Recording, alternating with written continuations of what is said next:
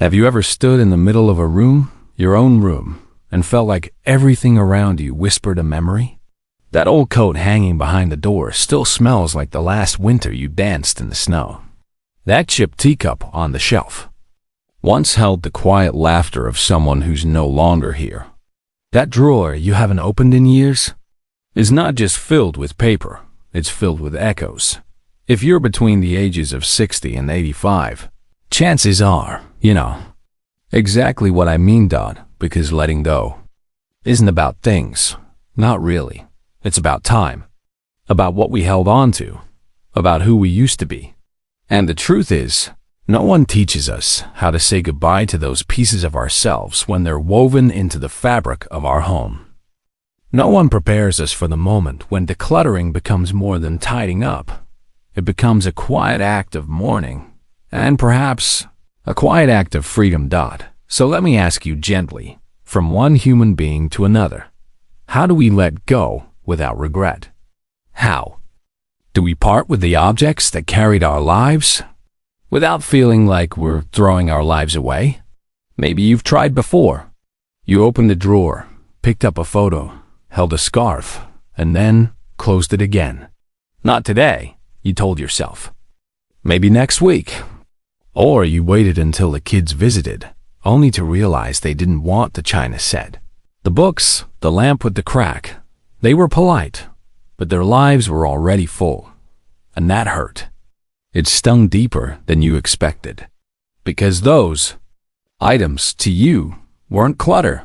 They were stories. They were moments. They were love. And that's exactly why this video matters. This isn't just about giving you tips or listing rules. This isn't about turning your home into a showroom or following some trendy minimalist movement. No, we're going somewhere deeper. We're going to talk about the heart of it. The fear of being forgotten. The fear of disappearing. The fear of making the wrong choice and regretting it later. But more importantly, we're going to talk about how to walk through that fear with grace, with strength, with peace. Because the truth is, decluttering doesn't have to feel like loss. It can be an act of love, of clarity, of giving yourself the space to breathe again, to enjoy what matters most, not just the memories, but the living moments still ahead of you. And maybe no one said this to you lately, so allow me. If you're watching this video, it means you still have time. You still have choices. You still have the power to decide what your space will reflect: your wisdom, your spirit, your joy, not just your history. In the next part of this conversation, we'll walk together through what it really means to let go one step at a time. We'll talk about the quiet courage of releasing what no longer serves you, about choosing legacy over burden, about honoring your past while clearing room for peace. And if you're wondering whether this is something you can do at your age, I want to tell you a quick story. A dear friend of mine, Mrs. Agnes, turned 82 last spring. She lived alone in the house her husband built with his own hands back in 1964. Every drawer, every shelf, every nail in the wall had a story. When she first decided to declutter, she cried every day for a week, not out of sadness, but out of uncertainty. What if she made a mistake? What if she gave something away and missed it? But slowly, one Sunday at a time, she sat down with each object, held it, talked to it like an old friend, and then, with a deep breath, said, "Thank you," and let it go. Today, her home feels lighter. Her steps are steadier. Her voice, brighter. She didn't just clear space, she made room for her own joy to return. You can. So let's take this one gentle step at a time. There's no pressure here, no rush. Only a conversation between us in this quiet corner of the world, where healing begins not with throwing things away, but by holding your own story with care and choosing what to carry forward. Let's begin. Letting go is not an act of forgetting. It's not about denying what happened or turning your back on the life you've lived. It's about choosing what will walk beside you in the days you still have, what will fill the air around you when you wake up. Sit for tea. or look out the window and think about everything that's been and everything that could still be. The first step, and perhaps the hardest, is to realize this. You are not your possessions, Dodd. It's a simple truth, but one that takes years to truly believe. We spend decades gathering, building, saving. We keep birthday cards, wedding invitations, broken watches, old shoes that haven't fit in 10 years. And not because we're careless, but because we care too much. These things feel like they matter because they remind us of moments when we mattered, when we were young, in love, surrounded, needed, admired. So naturally, the idea of getting rid of them feels like ripping away pieces of our own identity. But here's a thought. Maybe the most sacred parts of you can't be boxed up. Maybe your essence, your laughter, your wisdom, your love doesn't live in the object, but in the memory. And memories don't fade just because you let go of a sweater or a book. I once sat with a man named Richard, 76, a retired teacher. He had 3 closets full of old lesson plans, student drawings, and broken pencils from a lifetime in the classroom. He told me, "I'm afraid if I throw them away, it'll be like none of it ever happened." I understood that feeling. But I asked him, "Do you still remember the face of the boy who struggled to read until you stayed after class with him for weeks?" He nodded. "Do you still hear your students clapping when you retired?" He smiled, eyes misting. "Then you haven't lost anything. It's all still inside you." Richard kept 2 folders, one for himself and one to pass down to his granddaughter, his favorite essays, and a few letters from former students. Everything else he let go, not with regret, but with relief. And that's the second step. Keep the essence, release the excess. You don't have to throw away everything. This isn't about becoming a monk. It's about curating your space with intention, like an artist selecting only the most meaningful pieces for a gallery. Choose what tells the story you want remembered. Not everything needs to stay, just enough to whisper the truth of your journey. Start small. 1 drawer, 1 box, 1 afternoon. Hold an item. Ask yourself, does this bring me peace? Does it serve me now? Does it represent the life I want to live going forward? If the answer is no, then gently thank it and let it move on. Give it a second life. Someone out there may need exactly what you no longer do. Let's move now to something deeper. The emotional clutter. Sometimes it's not the objects, but the stories we attach to them that weigh the heaviest. A vase from someone who hurt you. A coat from a time you felt invisible. A gift from someone who's gone, and every time you see it, you ache. Letting go of those items can feel like betrayal or like closing the door on grief. But here's what I want to gently offer. Healing doesn't mean forgetting. It means making space for peace.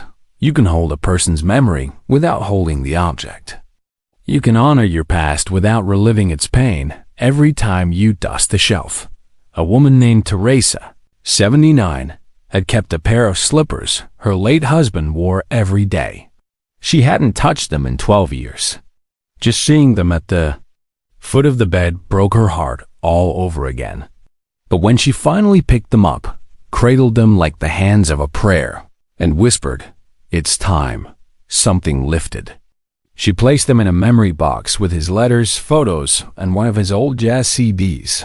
And then she opened her closet and for the first time bought herself a new pair of house shoes. Bright red, soft as clouds. That's the third step. Decluttering is a form of self-respect. You are still here. You still matter. Your comfort, your joy, your breath, it deserves space. Not just space to move, but space to grow.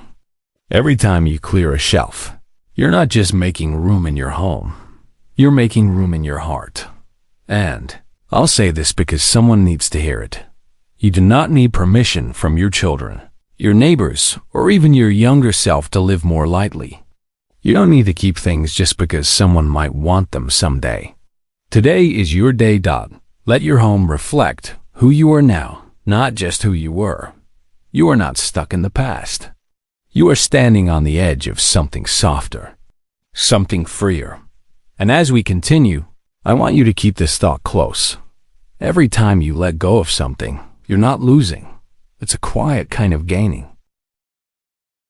You're gaining clarity. You're gaining strength. You're gaining space to feel lighter, to breathe easier, and to invite in only what makes your soul feel at home. Let's keep walking forward. We still have more to uncover. There's a quiet dignity in deciding what stays and what goes. And when you're in your 60s, 70s, or even 80s, that decision carries a kind of wisdom younger folks can't always understand. Because you've lived through it all: births, farewells, wars, weddings, empty nests, and the slow silence of afternoons that once used to echo with laughter. You're not just sorting things, you're sorting emotions. And sometimes, that's the hardest part. One of the most powerful lessons we learn as we age is this: memories live in the heart, not in the drawer. I remember meeting a man named Elijah, 84, a Korean War veteran. His garage was filled with boxes of his children's old toys, rusted tools, and papers dating back to the 60s. He told me, "Every time I try to clean it out, I feel like I'm erasing myself."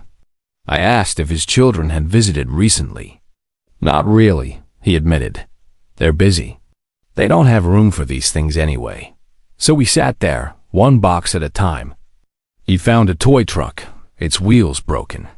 He held it, laughed quietly, and whispered, "David used to push this around until he wore down the linoleum." Then he paused and set it aside. "Maybe the truck doesn't need to stay," he said, "but I'll never forget the sound it made across the floor." That's when something clicked for him. That the love we've given and received isn't locked in the object. It's engraved into the soul. And once that truth settles into your bones, you begin to declutter, not out of obligation, but out of intention. You begin to say, "This picture, yes, it reminds me of summer evenings and my daughter's laughter." But the stack of blurry, unused prints in the drawer, you can bless them, thank them for their presence, and release them. Because not every snapshot deserves a frame. Now here's something else to reflect on, something most people forget. Letting go is also a gift to those you love. We don't often think about what will happen when we're gone. It's uncomfortable. But preparing our homes now is one of the kindest, most generous things we can do for our families. I've seen it too many times. Grieving children walking into a house filled wall to wall with things they don't know what to do with, unsure what mattered, unsure what to keep, unsure what to toss. One daughter, I remember, told me through tears, "I just wish Mom had told me what was important to her. Now I'm afraid of making the wrong choice." So here's a quiet challenge for you. Choose now. Tell them. Write a little note and tuck it into a box. Label what holds meaning. Discard what doesn't. Because when you do this ahead of time, you're not just making space, you're giving them peace. You're lifting a burden they may not know they'll have to carry. You're saying, "I love you, and I've thought about your future, even when I won't be here." And that brings us to something even deeper. Decluttering is not just a physical act, it's spiritual. Because in releasing the old, we create space to invite in new forms of connection, new rituals, new peace. You might find, for example, that once the old dining set is donated, there's space to host a new friend for tea. Once that packed closet is cleared, you can move more freely, breathe more deeply, or finally place your favorite chair by the window. And if you're thinking, "But I don't want to erase the past," let me gently remind you, your past isn't going anywhere. It lives in the way you tell stories, the way you smile, the way you still hum that old tune when no one's listening. You don't erase the past by letting go of a sweater you haven't worn in 30 years. You honor the past by living well today. I once helped a woman named Margaret Age 78. Declutter her kitchen. She was known for her baking pies, cookies, holiday treats. But arthritis had made it hard for her to use many of the tools she'd collected over the years. As we went through each drawer, she held up an old rolling pin and sighed. I haven't used this in a decade. But I remember when my grandkids used to come over, begging for chocolate chip cookies. Do they still visit? I asked Dot. She nodded. But they're grown now. They text me from college. So I asked her if you had one tray, one pan, and one recipe. Would that be enough to make one more memory with them? Her eyes lit up. She kept the tray. She kept the recipe. And everything else she gave away to a local shelter that taught baking to young women rebuilding their lives. She wasn't just letting go. She was passing something on. That's what I hope you'll take from this part of our conversation. You don't have to let go of everything. You just have to let go of what no longer serves your joy. Hold on to what keeps your heart warm. Let go of what gathers dust in the corners of your soul. And do it slowly. Do it kindly. You don't have to finish in a day. You don't have to follow a system. You only have to follow your peace. Dot in the next part of this journey. We'll talk about the final truths, how to make peace with the idea of change, how to invite your loved ones into the process without pressure, and how to feel good about the choices you make. You're not alone in this. Let's keep going. Sometimes the most powerful transformations happen not with loud declarations, but with a whisper. You sit alone in the afternoon light. You reach into a drawer. You hold something you once believed you keep forever. And instead of clinging to it, you smile, breathe, and say, "Thank you, but I no longer need to carry you." That moment right there, that's growth, that's healing, that's freedom. And yet, letting go doesn't mean doing it all by yourself. In fact, one of the most overlooked parts of decluttering in later life is this. You don't have to go it alone. Invite someone you trust. A neighbor, a friend, a grandchild. Not to take over the process, not to rush you, but to listen. To sit beside you as you sift through the pieces of your life.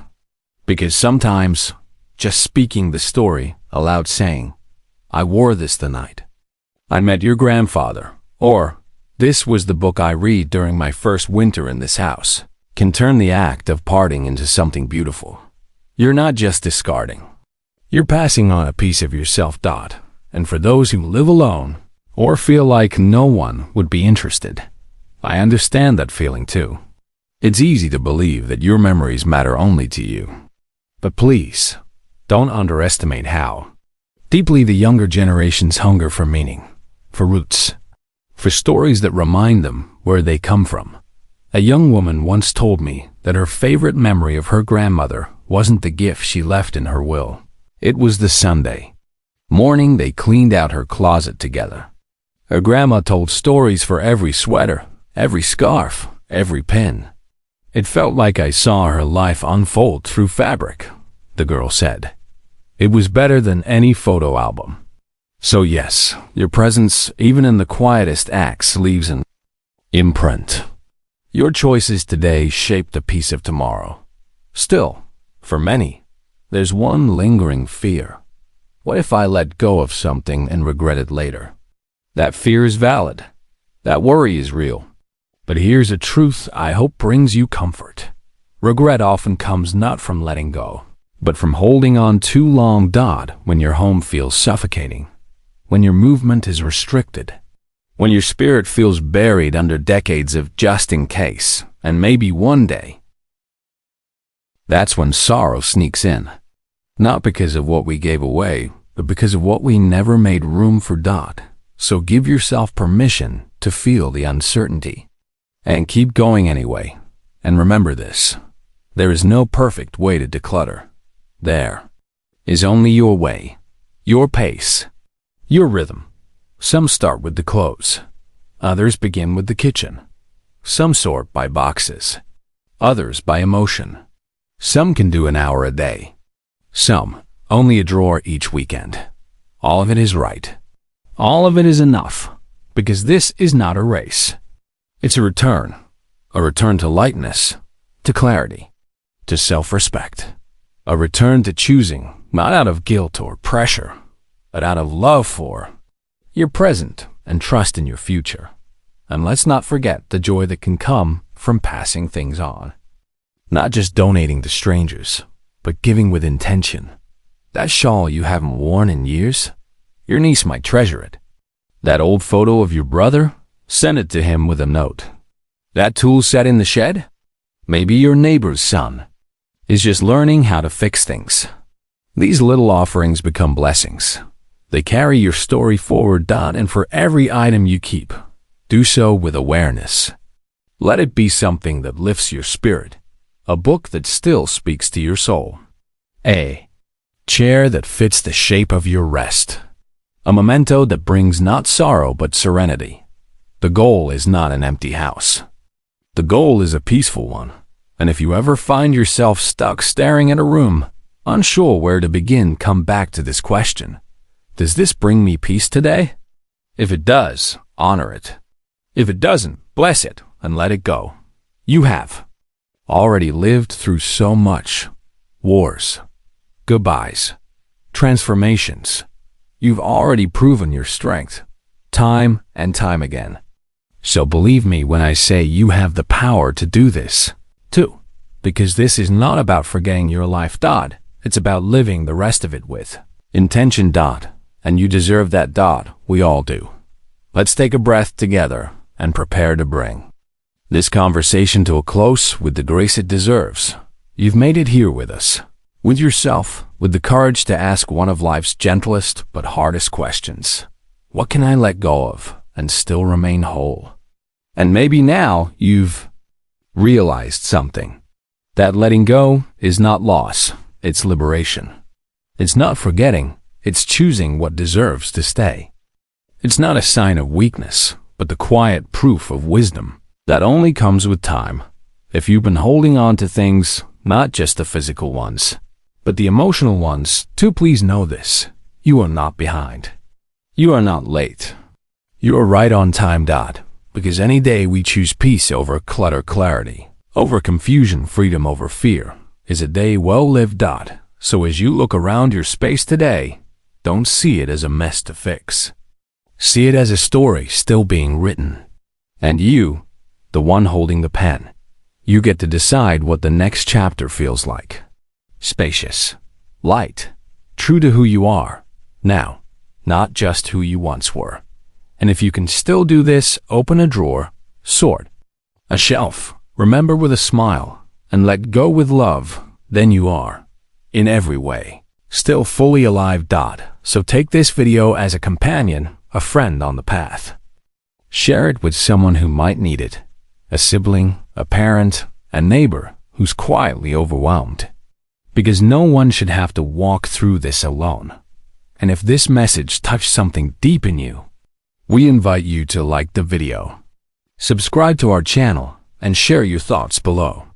We read every comment, and we walk this journey with you. You're not alone.